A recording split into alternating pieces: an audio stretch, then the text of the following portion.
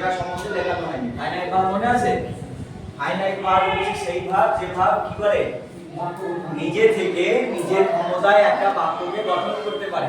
এবং বাক্য মানে কি, সেটার একটা নির্দিষ্ট অর্থ থাকবে। একটা অর্থপূর্ণ বাক্য যখন একটা নির্দিষ্ট ভার্ব তৈরি করতে পারবে তখন সেটাকে কি বলি আমরা, ফাইনাইট ভার্ব। আর যখন নিজের ক্ষমতায় কোনো ভার্ব বাক্য তৈরি করতে পারে না তখন সেটাকে আমরা কি বলি, ইনফাইনাইট ভার্ব। এই দুটো সাধারণভাবে বলেছিলাম। ফাইনাইটের ভার্বের বাংলা কি বললাম, সমাপিকা ক্রিয়া। এবং ইনফাইনাইট ভার্বের বাংলা হচ্ছে অসমাপিকা ক্রিয়া। ঠিক আছে, ফাইনাইট ভার্ব মোটামুটি করা হয়েছিল। ইনফাইনাইট ভার্বের কটা ভাগ বলেছিলাম, চারটে ভাগ আছে। দেখো ইনফাইনাইট ভার্বকে সাধারণভাবে চারটে ভাগে ভাগ করা হয়েছে। প্রথমে কি বলেছিলাম, ইনফিনিটিভ, তারপরে দেখো রয়েছে পার্টিসিপল, তারপরে রয়েছে জিরান্ড, তারপরে রয়েছে কি ভার্বাল নাউন। এই প্রত্যেকটা ভাগের এক একটা আজকে আমরা কি করব, এই ক্লাসে পর্যালোচনা করব। তাহলে প্রথমে কি রয়েছে, ইনফিনিটিভ। ইনফিনিটিভ সম্বন্ধে বলেছিলাম তোমাদের আগের দিন, তবু আরেকবার ভার্বের রূপ ফর্ম বা রূপের আগে টু বসিয়ে ইনফিনিটিভ ফর্ম তৈরি করা হয়। নিচে যে উদাহরণগুলো লিখেছি দেখো, give me a chair to sit on, আমাকে বসতে একটা চেয়ার দাও।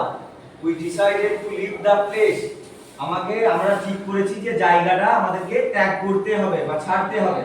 তাহলে এখান থেকে একটা জিনিস আমরা বুঝতে পারছি যে সাধারণভাবে বাংলা ভাষায় যেতে, খেতে, বসতে, কিনতে, খেলতে, ভুলতে, এই সমস্ত যে বেঙ্গলি টার্মগুলো রয়েছে সেগুলোর ক্ষেত্রে কিন্তু আমরা ইনফাইনাইট ভার্বের ইনফিনিটিভ রূপটাকে ব্যবহার করে থাকি।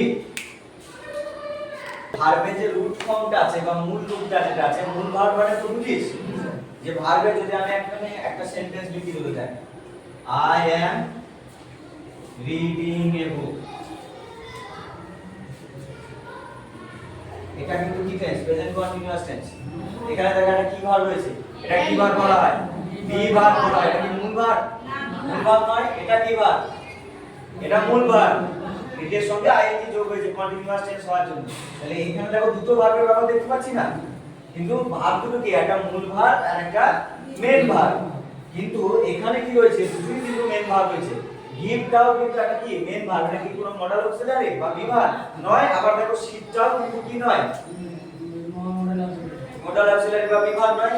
এটা কি, এটাও মেইন ভার্ব, এটাও মেইন ভার্ব। এবার আমাকে দেখতে হবে যে মেইন ভার্বটার আগে টু বসছে, শুধুমাত্র এইটুকু মনে রাখ, যে মেইন ভার্বটার আগে টু বসবে তার মানে বাক্যটা কি হয়ে যাবে, ইনফিনিটিভ হয়ে যাবে। আর এই যে ভার্বটা রয়েছে এটা কি, ইনফাইনাইট ভার্ব, মানে অসমাপিকা ক্রিয়া এটা। ঠিক আছে, এবং অসমাপিকা ক্রিয়াটার আগে টু থাকার জন্য এই টোটাল অসমাপিকা ক্রিয়াটাকে বলা হবে ইনফিনিটিভ।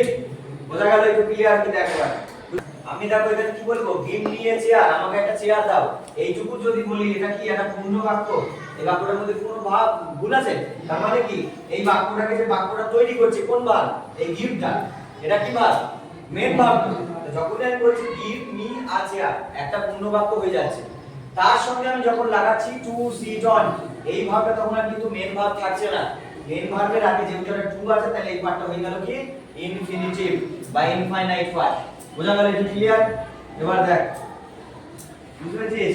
আমি বল একটা ভার্ব, ইনফাইনাইট ভার্বের এটা একটা পার্ট বললাম। সেকেন্ড পার্ট হচ্ছে পার্টিসিপল। পার্টিসিপলে দুটো ভাগ রয়েছে, একটা হচ্ছে প্রেজেন্ট পার্টিসিপল আর একটা কি রয়েছে, পাস্ট পার্টিসিপল। প্রথমে আমরা জানবো সেটা হচ্ছে প্রেজেন্ট পার্টিসিপল। বোর্ডে তোমাদের লেখা আছে প্রেজেন্ট পার্টিসিপল। দেখো কি লেখা আছে, সাধারণভাবে ভার্বের সাথে আইএনজি যোগ করে প্রেজেন্ট পার্টিসিপল গঠন করা হয় এবং প্রেজেন্ট পার্টিসিপল বাক্যে অ্যাডজেক্টিভের কাজ করে থাকে। দেখো তার নিচে তোমাদের কিছু উদাহরণ আমি দিয়েছি। এখানে ইএক্স বলে দেখো কিছু উদাহরণ দেয়া আছে। এ লিভিং ক্রিয়েচার, লিভিংটাকে লিভ মানে কি ভার্ব, অ্যাকচুয়ালি লিভটা কি ভার্ব। তার সঙ্গে আমরা কি ভার্বের প্রেজেন্ট ফর্মের সঙ্গে কি করছি, আইএনজি যোগ করছি।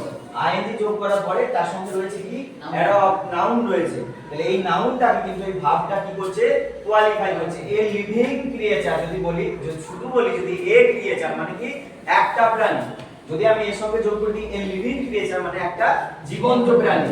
আমি যদি বলি এ ক্রিয়েচার, সেখানে বোঝাচ্ছে না প্রাণীটা জীবিত না মৃত। যখন আমি স্পেসিফিক্যালি বলছি যে লিভিং, তখন কি হয়ে যাচ্ছে, বুঝতে পারছি যে এটা জীবন্ত, অর্থাৎ ক্রিয়েচারের একটা গুণাগুণ আমরা কিন্তু এখানে পাচ্ছি। এটাই হচ্ছে কি প্রেজেন্ট পার্টিসিপল বাক্যে অ্যাডজেক্টিভের কাজ। এটাই হচ্ছে অ্যাডজেক্টিভের কাজ, যে নাউনকে কি করবে, নাউনের দোষ বা গুণাগুণ বিচার করবে সাধারণভাবে। তো দেখো এখানে লিভিং ক্রিয়েচারটা মানে কি বললাম, জীবন্ত প্রাণী। তাহলে এটা কি করছে, এই যে নাউনটা আছে এটাকে কোয়ালিফাই করছে। এটাই হচ্ছে পার্টিসিপেলের প্রেজেন্ট ফর্ম, ঠিক আছে।